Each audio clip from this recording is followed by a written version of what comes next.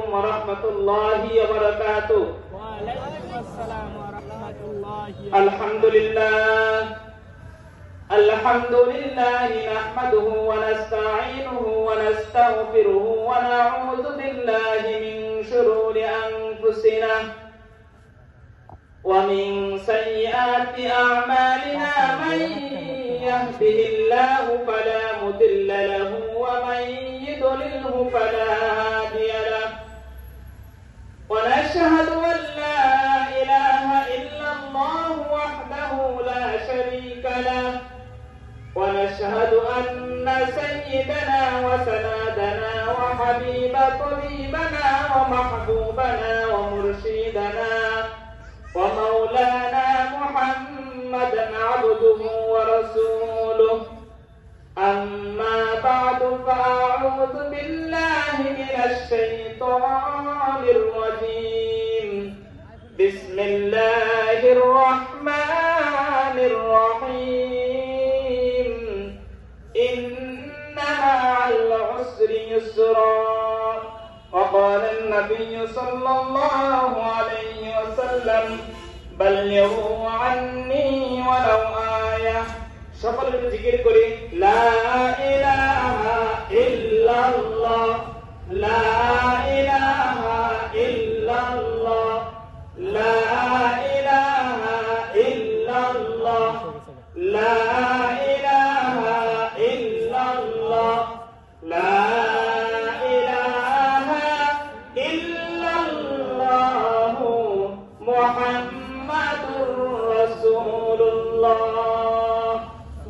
আলহামদুলিল্লাহ, আল্লাহ তাআলার দরবারে লাখো কোটি শুকরিয়া যে মহান রব্বুল আলামিন আমাকে আপনাকে ভাটিয়া কান্দি কেন্দ্রীয় কবরস্থানের উদ্যোগে আজকের জালিসুর রহমান জান্নাতের বাগান কোরআন হাদিসের বয়ানের একটি মজলিসে আমাকে আপনাকে কবুল করেছেন। সকলে উচ্চ আওয়াজে উচ্চ কণ্ঠে শুকরিয়া দিয়ে করি বলি আলহামদুলিল্লাহ। আমার আপনার আওয়াজ যদি জোরে হয় তাহলে বাহিরের কিছু মানুষ বুঝবে যে না প্যান্ডেলের ভিতর কিছু মানুষ আছে। অনেকে ভাবতেছে প্রথম বক্তা আসবে, দ্বিতীয় বক্তা আসবে, তারপরে যায়। কিন্তু আপনারা যে ভিতরে বসে কোরআন হাদিসের কথা শুনতেছেন এটা এখন টের পাই নাই। এই জন্য একটা আওয়াজ দিয়ে বোঝাতে হবে আমরা কোরআনের ময়দানে চলে আসছি, তোমরা বাহিরে বসে সময় নষ্ট না করে এখনই চলে আসো। আমরা একবার তাকবীর দিব জোরে সোরে, নারে তাকবীর, আল্লাহু আকবার, নারে তাকবীর, আল্লাহু আকবার।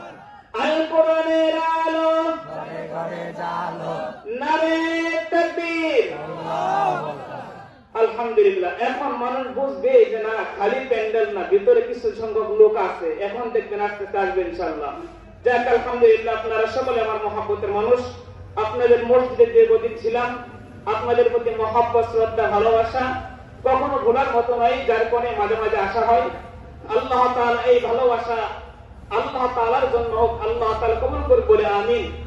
সংক্ষিপ্ত সময় যেহেতু আমাদের দ্বিতীয় মেহমান অত্যন্ত ভালো আলোচনা করেন মাওলানা মুফতি আজিজুল হক আরিফি সাহেব, আমাদের নেতৃত্বের মানুষ, আল্লাহ তাআলা ওনাকে নিয়ে আসছেন। তার পূর্বে অল্প কিছু কথা আমি ছোট্ট একটা আয়াত তেলাওয়াত করেছি। আল্লাহ পাক রব্বুল আলামিন আয়াতের মধ্যে বলেন ইন্না মাআল উসরি ইউসরা।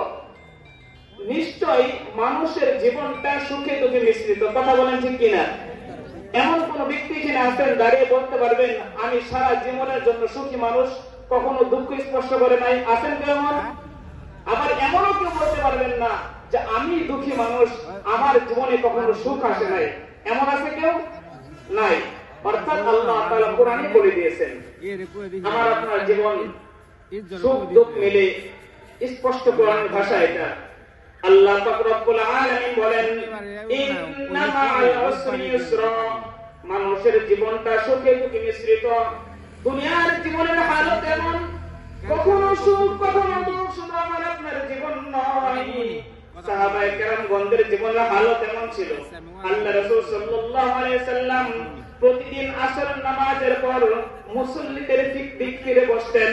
এখনো দেখবেন ফজর আসর নামাজের পরে ইমাম সাহেবগণ মুসল্লিদের দিক বসার পরে তাসবিহ তাহলিল পাঠ করে ঠিক আল্লাহ রাসূল সাল্লাল্লাহু আলাইহি সাল্লাম দৈনিক আসরের নামাজের পর যখন সাহাবীদের দিক দিয়ে বসতেন বসার পরে বিভিন্ন প্রশ্ন করতেন। একদিন বলতেছিলেন, ও আমার সাহাবীরা, কোন সাহাবীর চেহারা দিকে তাকায় বলতে পারতো, সাহাবীর চেহারা দিকে তাকায় বলতে পারতো, আমার সাহাবী, তোমার জীবনে মনে হয় কোন সুখ দেখা দিছে যার এসো কোরআনের আঙিনা, এসো শান্তির মোহনা, এসো কোরআনের আঙিনা।